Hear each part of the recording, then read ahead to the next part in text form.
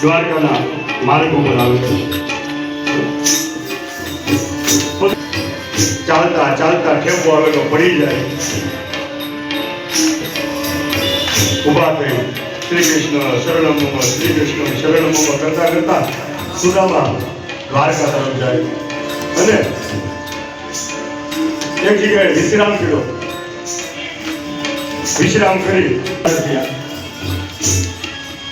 સુદામા આવે છે બાપ અને ત્યાંથી લઈ આવી અને દ્વારકાની આગળ મૂકી. એટલે સુદામા બીજું ધોવતામાં પેડા થઈ જાતી ગરુડ પોતાના ઉપર બેસાડી અને જ્યાં દ્વારકાનું નગર છે લાવટી વિશાળ નગરી જોઈશું.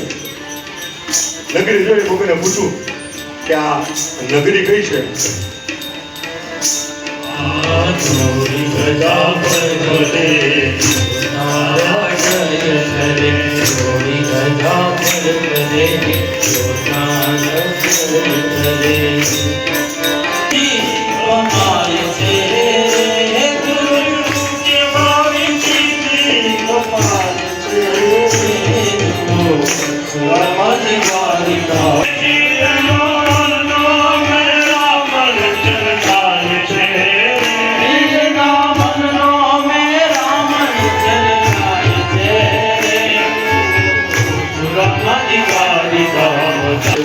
ધીમે ધીમે સુદામા આવી કોઈને પૂછું કે આ ગઈ આગળ ક્યાં રહી કે સામે જે ધોળી ધજા ફરકે છે એ દ્વારકાધીશનું નિવાસ સ્થાન છે, ત્યાં તમને દ્વારકાધીશ મળશે. એટલે ધીમે ધીમે સુદામા દ્વાર ઉપર આવે. દ્વાર ઉપર આવી એટલે ત્યાં સૈનિકોએ રોકાશે.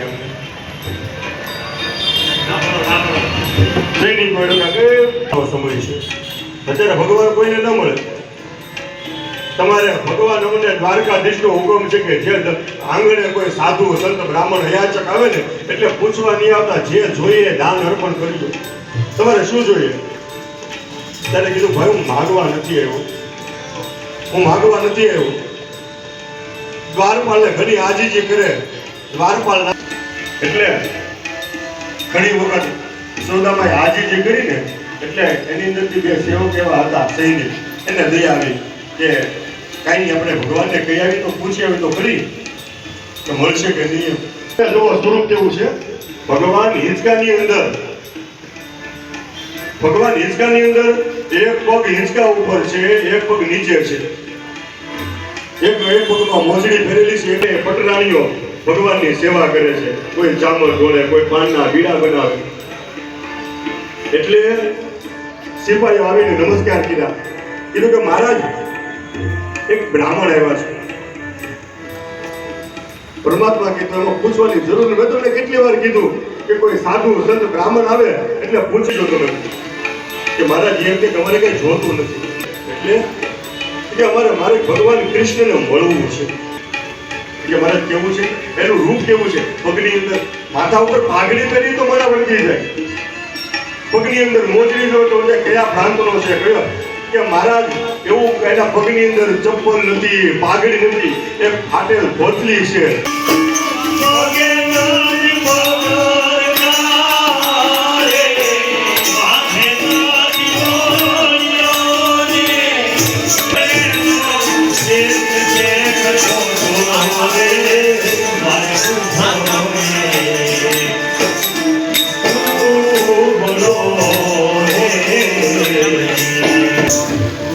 ભગવાન એના ચપ્પલ ક્યાં ભગવાનની રોઈ નીકળે, શરીર આમ દુબળું છે, એની પરમાત્મા એની હાજુ અંદર વેચી છે. આમ હાડ ભીતર દેખાતું હોય ને એવા દેખાય છે. હરિના સુકારાએ ના રુચિરા રે હરિના સુકારા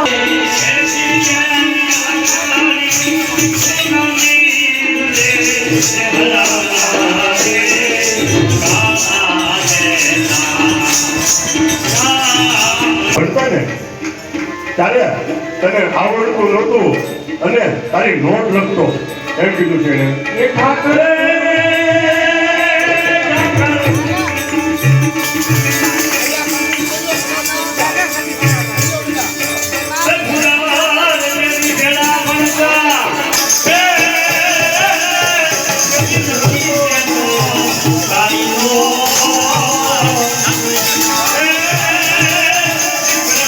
ભેગા ભણતા ને તને કઈ આવડતું નહોતું તારી નોટ લખી જતો ને એ હું સુદામો અને સુદામો નામ સાંભળ્યું એટલે ભગવાન કૃષ્ણ પગમાં એક પગમાં ચપ્પલ છે જોડ્યા છે ભગવાન સાહેબ.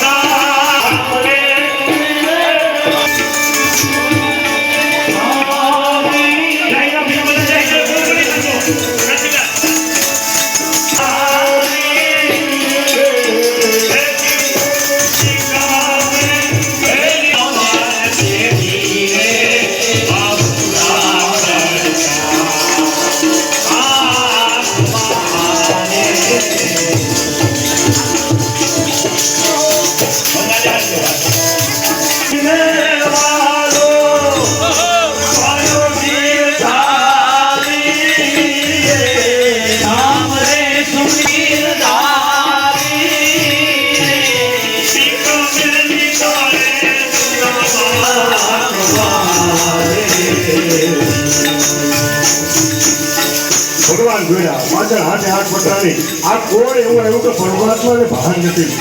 આ બધું આખું ગામ કોણ આવ્યું દ્વારકા નગરી માટે એવું છે કોણ એવું કે દ્વારકાનો ના જોડીને એવું આમ સામે આવ્યા દરવાજાની બહાર સુદામા ઊભા છે આ બાજુ કૃષ્ણ ઊભા છે અને પેલા તો ચારે ભીની ચાર હાઈક કરી ને ભીની હાઈકમાં જંગલ આવડે શ્રાવણ ભાદરવો ઉડાવવા મળ્યો.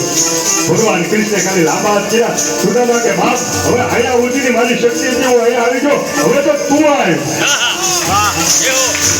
ભગવાન કૃષ્ણ જોયા હાથામાં